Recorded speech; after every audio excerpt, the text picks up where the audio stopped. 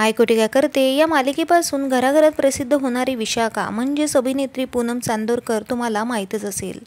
ही मालिका आता लवकरच प्रेक्षकांचा निरोप घेणार आहे। येणाऱ्या 30 नोव्हेंबरला या मालिकेचा शेवटचा भाग प्रसारित होणार आहे। त्यामुळे सगळेच कलाकार खूप जास्त भावुक झालेले आहे आणि तशी काही पोस्ट त्यांनी सोशल मीडियाद्वारे प्रेक्षकांना शेअरसुद्धा केलेली आहे। पूनमने सुद्धा तिच्या सोशल मीडियाद्वारे या मालिकेविषयी आपले भाव व्यक्त केलेले आहेत। तसं लिहिताना ती म्हणते, आज शेवटचा दिवस होता, सर्वजण खूप भावुक झालेले होते। मी सर्वात समृद्धी बंगल्यावर गेले, तिथे नमन केले आणि हातही जोडले।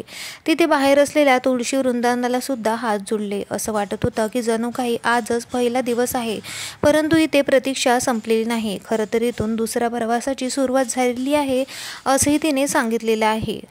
पूनमच्या प्रेमाबद्दल जाणून घ्यायचं झालं तर तिला एक मुलगी आहे। खरं तर पूनम एक सिंगल मदर आहे।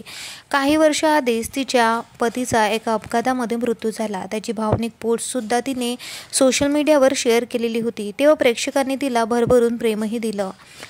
पूनमची मुलगी ही सध्याच ग्रॅज्युएट झाली, ज्यामुळे तिने तिचं सोशल मीडियावर भरपूर कौतुकही केलं।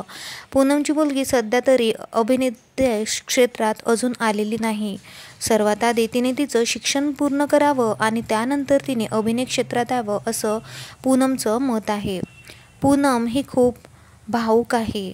तिच्या नवऱ्याच्या मृत्यूनंतर तिने पूर्ण जबाबदारी स्वतःवर घेतली आणि मालिकांमध्ये काम करून तिने तिच्या मुलीचे शिक्षण पूर्ण केले आणि आताही ती तिच्या पाठीशी खंबीरपणे उभी आहे।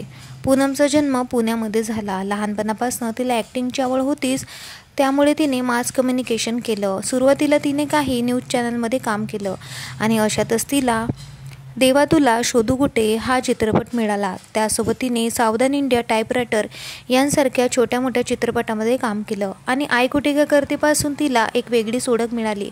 आयकोटी क्या करतेमध्ये तिने विशाखाची भूमिका साकारली। ननद आणि भावजाईची ही जोडी प्रेक्षकांना भरभरून आवडली। तर तुम्हाला सुद्धा पूनम आवडते का? आम्हाला कमेंट करून नक्की सांगा। भेटूया परत, धन्यवाद।